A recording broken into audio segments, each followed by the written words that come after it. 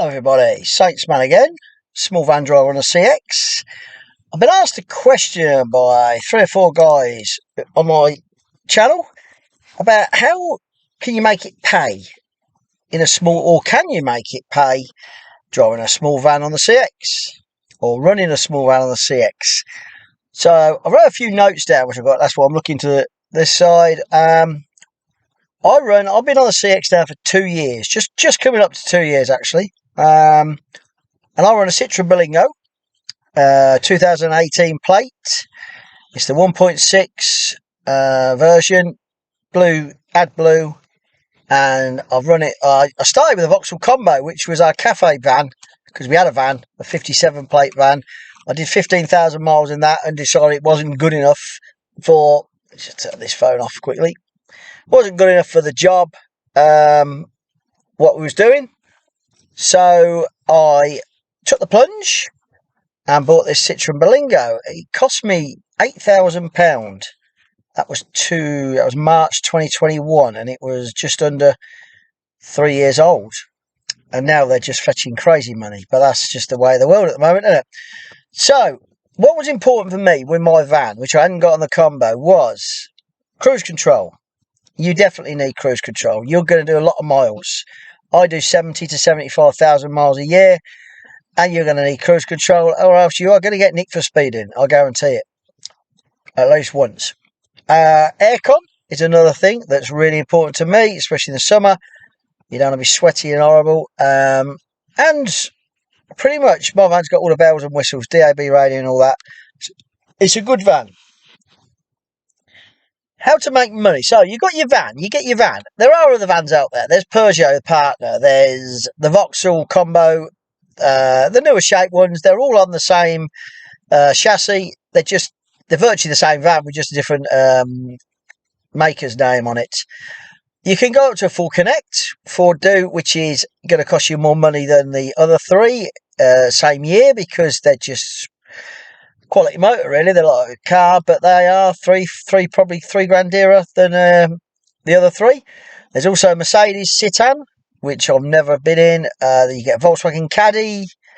I think Nissan do one, a small one as well, and Fiat Diablo, which a good friend of mine, Phil, who's on the CX, he's got one of them, and he thinks they're great. They're pretty rare actually. But that's the vans you can choose. Each to their own. I chose the Berlingo because of the cost of it, how much it cost me, and I'm really happy with it. I've had a few issues, but nothing too major. How do you make money with a small van? Obviously, you're on the CX. It does help, although there's one guy in Northants that's not joined the CX yet. He's just contacting shippers. That's Jason at Northants Couriers. He's just gone on a YouTube, so you want to look at his channel. The main way to make money is, I've got some points. Number 1, hard work. It ain't going to come easy, let me tell you. I aim, this is me, to work 220 days a year. And that is Monday to Friday, and I work 44 weeks. That's my aim. And that gives me 8 weeks holiday. But it's not holiday, it's when your van's in for a service, you've got the dentist, you've got a hospital appointment. At my age, you tend to do more hospital and dentist and bits and pieces, and you will lose a few days. Christmas, bank holidays, very rarely work any bank holidays because there's no work around. So even if you wanted to, it ain't worth doing because you're not going to get the money. Christmas and New Year, you can forget that for 2 weeks virtually, and January is quite quiet as well, so you may lose out there. So I aim to work 220 days a year. The second point is flexibility. You need flexibility. You have got, if you want to make money in a small van, especially me, I'm prepared to tramp. I tramp in the back of this. Mine hasn't got a bulkhead. Mine's just got the Saints flag behind me here. All I've got at the bulkhead is the framework, which protects me from any items coming through.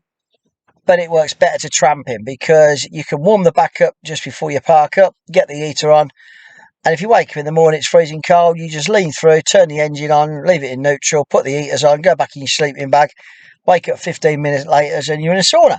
So it works better than having a bulkhead where it is just cold in the back. I Also think to earn money in a small van, you've got to be prepared to start early. And when I mean early, it could be 5 o'clock, 6 o'clock start.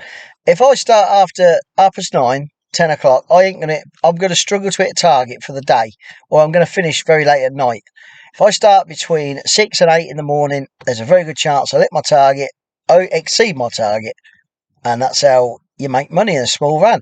The bigger van, there's more money to be made, less miles, but there's more outgoings. Experience. Learn from your mistakes, and by God, 2 years in, I'm still making them. I'm still going to bloody London, and I'm quoting big money now. I used to go to London. I didn't quote enough big money going down. I'd run home. I'd be doing it at a loss the first few weeks because I wasn't experienced enough.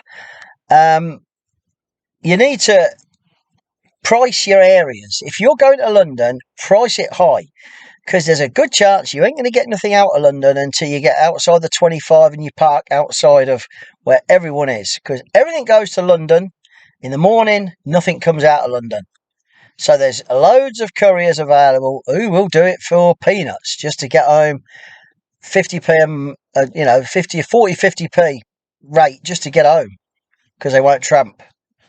So you learn from experience. Another one when you're on the CX is feedback. You need good feedback. Even if you've only got 20 feedbacks because you've just started, make sure they're all good. You don't want any bad feedback because it just sticks out like a sore thumb. I've got over 300 and I don't know how many, 300 and some. I've got 330, 340 positive feedbacks. I've got one neutral, and the only reason I got that is because I give them a neutral because they paid me 3 months late. I did the job perfectly right, so they thought they'd be arsey and put a neutral on there. Hey, that's up to them, innit? But I've got over 300 plus, and there's one company I do a lot of work for that they don't put any feedback on. That's just their policy. I've probably done another 200, 300 jobs for them as well. But feedback. A shipper sees your feedback. If you've got 100, if you've even got 40 positives, no negatives, he's going to have confidence in giving you a job. If you've got 3 or 4 bad feedbacks where you've turned up late, you haven't kept the shipper informed, you haven't got your tracker on, you're not going to get the work. Another one is, I put down here enjoyment. And enjoyment to me is, if you don't like driving, if you don't enjoy driving, you find it a chore, don't even bother. You've got to enjoy driving because you're going to be in traffic jams. You are going to hit some nice roads, but you're going to spend a lot of driving on motorways. You've got to enjoy it. If you don't enjoy it, don't even contemplate going on it because it becomes a real bind. You can drive 9 hours a day, 10 hours a day comfortably. And you've got to enjoy it. If you don't enjoy it, don't join. It's as simple as that. Also, you visit different areas as well. It's the uncertainty. Like today, Monday, I've been down to Salisbury from Northampton. That was booked in Friday. I've done a job back up to Brackley where I'm parked here. I've got good money for the day. I'm pretty much got my money for the day. And I'm already booked in tomorrow.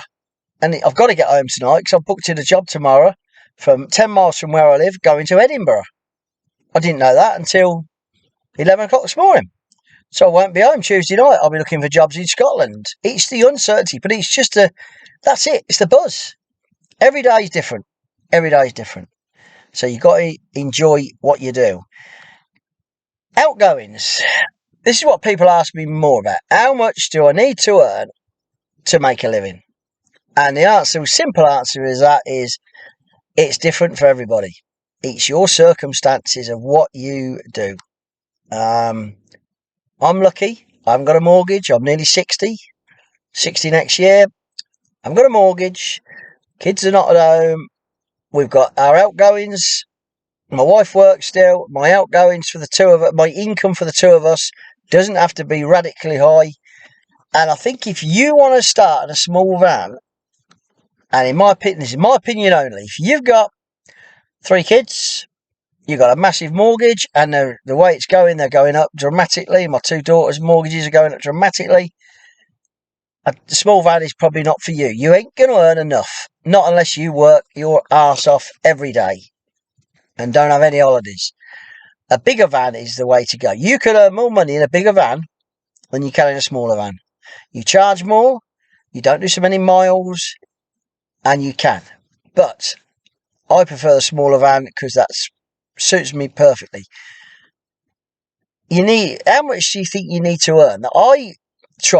When I started, I aimed 2 years ago, 750 quid a week to try and take. And I've worked all my outgoings out. I worked out my fuel, my subscriptions, my insurances, all the bits for the van, the maintenance of the van. I'd put everything. I tried to put everything down, and wages. You need wages, so I put everything down, and I divided everything by 52, by 44, apart from wages. Wages I put over 52 weeks, because when you're not working, you're still going to pay yourself, whatever you want to earn in a week. So if you have a couple of weeks off, you're not going to say, I didn't work, I'm not going to get paid. I split my wages, what I wanted, over 52 weeks. That comes up with a total. That is your break even. You also need to put stuff aside, money aside. Depreciation of a van, you'll need a new van in probably 3 years, because you'll be, if you're working it right, you'll be knackered the one you've got. So you need to put money away to get yourself another van. So that's how much you need to earn. I aim gross. This is gross, 1,000 a week. That's what I aim. I'm lucky. I hit the target pretty much. In the summer, I hit it every time. I'm VAT registered. Well, flat rate VAT scheme. So I keep 11% this first year. I wasn't the first year. I was just limited and just earning, what I was earning. I didn't have no VAT, but now I am, and it's better, more money, although it's more work. So my living standards, I don't need to earn money to send kids, get school clothes and that. I'm past that. And that's why I can run a small van. And I'm convinced you're either going to have minimal outgoings and you can run a small van, or if you have got a lot of outgoings and you need to earn a certain amount of money, then you need to get a bigger van to earn more money. I enjoy the little van. And that's why I like driving. It also works out the area you live. There are really good areas, and I'm very fortunate I live in a good area. I live in Northampton, so I've got area around me. There is lots of work. That is a good area for a small van. The northwest, anywhere around Manchester, is a good area for a small van. There's lots of work comes out of there for small van. Yorkshire, Leeds, Sheffield, Bradford, Rotherham, around there. The M62 corridor is normally good for a small van. And London. Hear me going saying I don't want to go to London. It's because I'm not au fait with driving around London. Although I know the areas, I know where to go, but it just takes forever. But if you know London like the back of your hand, a small van is ideal. Well, a motorbike's probably better, but a small van is ideal. But if you like driving in London all day, you can do 4 jobs, 5 jobs, and you can probably ping them jobs at 40 quid, 200 quid. But you're in traffic permanently in London all day long. Not for me. Not for me. There are minus areas for small van, unless you're prepared to tramp. I don't think a small van in Norfolk is any good to you, because you're never going to get home. You might get a job from Norwich to Manchester. You sit in Manchester. If you're not prepared to tramp, you're going to travel back. You ain't going to get a job back to Norfolk. There's nothing that happens in Norfolk. Very, very, very hard in a small van to get back. Also, Devon and Cornwall. I go to Devon and Cornwall. I go to Devon, not so much Cornwall. I go as far as Plymouth. I've been further. I've been down to Truro, but I made sure the money's right. I've charged extra money. But if you live in that area, I think you're going to struggle without tramping. Well, you are going to struggle. There's not many jobs go to Plymouth. There's not many jobs go to, Truro, to Bude and, Newquay. There's not that many jobs. And so if you're prepared to tramp, and so you get a job out on the Monday and you don't come back till Friday, you work around, I don't know, Birmingham, Midlands area or London, or you're prepared to work out and then hope to get a job back either, Friday, look for a job anywhere to Cornwall. That's the only way I can see you doing it. Wales is another area. Not so much South Wales. I think you're okay. Cardiff, Newport, because if you get to Bristol, it's only 30 miles further. I'm on about Mid Wales and North Wales, really. I think you're really struggling in a small van unless you're tramping to earn money. So that's it. I do a YouTube on small vans, and there's, as far as I know, there's two other guys. One I forgot, which was Stuart Beezer. I think it's Beezer. He's got a YouTube channel. Check him out. He's just started. He's in Cheltenham. I think you are, Stuart. And there's a guy who's doing it, not on the CX yet. He's doing small van, and it's Northants Couriers. And he's got shippers who he does direct work with, and he does Yodel, because Yodel, he just tops his money up each day, and he stays quite local. He's looking to come on the CX, but it is a massive expense. And it is something you've got to make sure you can cover, because once you're on the CX, it's 30 days end of month. Oh, sorry. It's 30 days end of month. It can be 45 days end of month. You ain't going to get paid a dime for 3 months. So you've got to have all that money in to pay out fuel, insurances before you get anything come in. You can sit there for 2 months and you've forked out a lot of money and you ain't got nothing in. It does come. Once you get it in, it rolls in. But it just takes time. So, to answer the question, running a small van on the CX, for me, it suits me. I earn enough money to make a living. I have got another income. I've got a pension that's been started paying this year. I took a pension early for a previous job, and because it weren't doing anything in the pension pot, and I get a pension. So that tops my money up. And I can live on it. I haven't got an extravagant lifestyle. We do go on 3 holidays, probably 3 holidays, weekly holidays a year. I've got a couple of motorbikes. I like fishing. But, yeah, a small van works for me. But, like I say, quickly run over. It's hard work. It is hard work. But if you love driving, it's great. Flexibility. I'm prepared to tramp. I'm prepared to stay out 2-3 nights a week. I normally stay out 1 night a week. It'll be tomorrow night. I'll be in Scotland. I'll stay in Scotland and work out of Scotland on Wednesday. Even might stay up there Wednesday, come out Thursday, depending if I can get a job back. But I'm flexible. Experience, you'll get that. Everyone will get experience. The guys that do it on the YouTube channels, on the bigger vans, you get experience. Where not to go, where not to go. If you're going to quote for a bad area, here's another tip.